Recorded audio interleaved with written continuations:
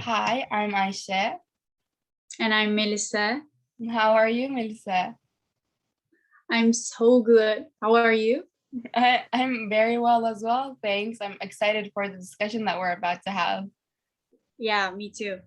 Okay, so let's get right into it. Today we're going to be comparing two platforms under the branch of reading skills. I'm going to be talking about the Global Digital Library, Melise. And I'm going to talk about StoryWeaver. Amazing. So I'm going to start us off with a little definition of what my platform does. So Global Digital Library is an online library source for teachers to use in the classroom to help improve their students' language and reading skills. Melissa, what does your website do? So Pratham Books StoryWeaver is a digital platform that addresses the global book gap by providing open and free access to quality storybooks in multiple languages to promote reading acquisition among children. At the platform's core is a repository of high quality, openly licensed, multilingual storybooks from Pratham Books and other reputed publishers. Since the stories are open licensed, any users are free to read, download, translate, and share them for free. The stories range from folktales, fantasy, and STEM-based to nonfiction narratives about social issues and even famous personalities. You can efficiently sort these stories by levels with options such as read along that you can listen to as you read the stories. Each story is also accompanied by engaging activities with the purpose of holding children's attention. To use all of these features of the StoryWeaver, you don't even need the internet. You can use the program offline just by saving the stories to your offline library. These are some of my website's features. What are yours, Ayşe? I'm glad you asked. So it's going to be kind of like starting off with a negative aspect, but the Global Digital Library, unfortunately, does not provide activities to go along with the stories itself, which I will talk about later. But it gives the user the option to download the book either as an ebook or a PDF. Now, again, there is a downside to this, that not every book is available to be downloaded. But for the ones that are able to be downloaded, it will come in handy to make it easier for the teachers. For example, the teachers can print out the entire book or just the necessary pages to go along with what they're going to teach in the classroom that day. But it came to me that the most important thing with the future of the books being able to be downloaded is that not all schools or classrooms have access to an internet connection. So the teachers can download the books at home and they can bring it to the classroom via offline. Now, the library also has books for emergent readers. These are readers that can read on their own, like toddlers, kids, basically. So this is, I think, a great feature for preschool or kindergarten teachers. It can definitely come to their use and be handy with them. Melissa, can you tell me a little bit about their efficiency? Yeah, of course. I think StoryWeaver, which came into existence on International Literacy Day, has a lot of aspects to talk about under the title of efficiency. First of all, an online repository of multilingual children's stories. All the content on the site is openly licensed, as I mentioned before, under one of the most liberal Creative Commons license. But what does that actually mean for users? They're giving users access and permission to use the content on the site as they please. This means everyone can read, create, translate, tweak, and download stories for printing and sharing, all for free. You don't need to buy anything extra to use this program with all of its features.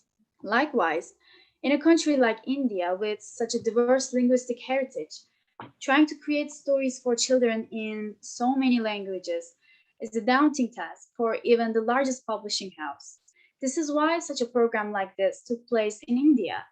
Even though India is emphasized, the problem is the same for children all around the world. What StoryWeaver does is enable freedom by giving people the opportunity to create and translate stories in any language they desire, resulting in creating more resources for more children in many more languages.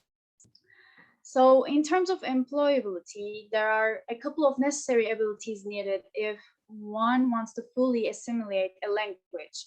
These abilities are respectively speaking, listening, reading, and writing. Each ability has a certain way and various tools in order to be able to improve it. I think StoryWeaver is a perfect tool for developing reading skills in a language classroom. To develop reading skills in a language teaching class, what you would do is to practice them regularly, right?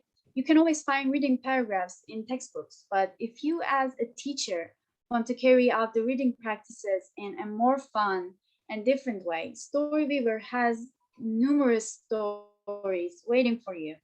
Language teachers can execute their activities by making students read the stories, or they can read along with the narrator. The stories can be translated into many more languages, and you can even use this website for your teachings offline. Looking at these, I think we can say that StoryWeaver indeed has a lot to offer for language teachers. So what do you think about yours? Well, I'll talk about my efficiency and then go into the employability of the global digital library. Uh-huh. So in terms of efficiency, I think it's quite useful because you can find books of all sorts about any topic and any levels necessary. But there is a downside to this library, that even if there is a category called games on the website, it isn't about the stories themselves. So this means that the teachers would have to use their already limited time to find the suitable book, to read the book, to go over the book, and create activities for their students. But apart, so sorry. But apart from this, the online library has books suitable for elementary level classes, along with 5 different levels to choose according to your students' reading ability or their comprehension level. And some books even have the feature to be able to be read aloud by a pre-recorded audio. The books are also great for improving visual aids. This particular online library provides pictures to go along with the story, and they're quite large pictures, and they're placed right above the statement or the sentence that is in the story. Now, in terms of the employability of my site, the Global Digital Library helps in boosting students' reading ability using its main focus, providing books for the students to read. This online library also can help improve students' language skills. The books can have never seen before words or words that students don't quite understand. By picking those words out, the teacher can further the class by explaining or introducing the students to the new words and even teach them how to use the words. Now, this is all I have to say about my site.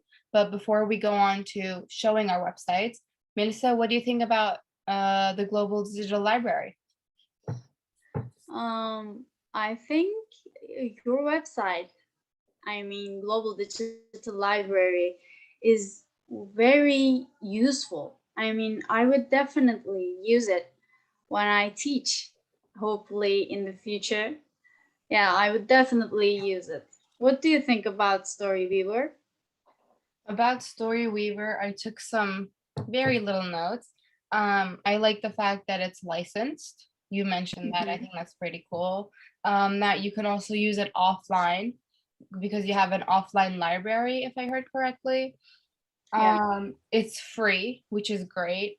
And I don't know if you talked about this, but while we were researching, the stories have accents to them. That's what I kind of gathered from looking at your website, and I think that's also a pretty cool feature.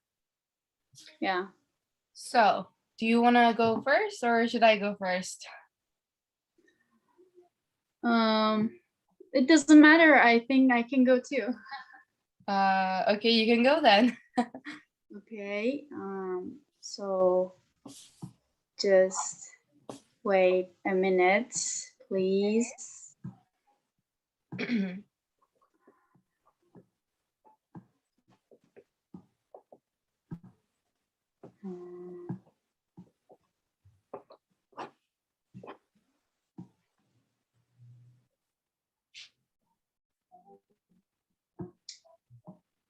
If you want, I can share my site Yeah, until you figure it out. you should go first. Okay, let me just share my screen. All right, I think you can see my screen now. Yeah, I can see it. Amazing. Okay, so this is the homepage to the Global Digital Library. As you can see up here, it's the name. So I'm just going to start off by what you can see here. First, you have our categories, which are games, collections, and library books, which you can also see here. Now, in library books, you have the library's whole collection, whole selection of books. In the collections, you can find groups of stories. In fact, I'll show you. They have animals. If you click view resources, it will give you the books about animals. You can go down, we have colors, girls collection, Google Read Aloud, numbers, STEM, it goes on and on. Now games, I spoke a little about, which I thought was kind of a disadvantage because the games aren't about the stories themselves. They're about, well, math, as you can see. They're about addition and subtraction and arithmetics and tens and numbers. It's all about math. And I said this would be a disadvantage because teachers would use their already limited time to create activities for their students. Now going down, you can find more books that the site selected for you. But you can search here. As you can see, I wrote food. I'm going to search that. And you can go down, you have your books, you have your levels written up here. I'm going to go with level 1, start with Everyone Eats. Now, I talked about being able to download some books. This is a book that you can download. You can download as an ebook or a PDF. If we start to read, I'm going to show you how it helps with visual aids. Here, this is a cow. The picture is quite big. The statement's right under it. The students can see that that is, in fact, a cow. The cow eats grass. You can see that the cow is eating grass. What more do I want to talk about? I think that's about it. Oh, I'll show you the... I'm so sorry I'm making you wait. It's not here. I think it's in library books. Here, I was going to show you the Emergent Readers book. The Emergent Reader books, they're basically for little kids who can't really read on their own yet. So I clicked My People. As you can see, this is not a book they can download, unfortunately. But if you press read, My People, Tondi Jackson, I'm going to assume. This is my house. Now, they're short. The parents can read to the child, to their kid, and kind of explain what's going on. That's why it's in the Emergent Readers site. And that is about it, about what I want to show you. I talked about the levels, the books, the categories, the search bar. Yeah, so you can go on with your website. I stop sharing. Let's try it. Okay, wait a minute. Share screen. Share. Are you seeing? Yes.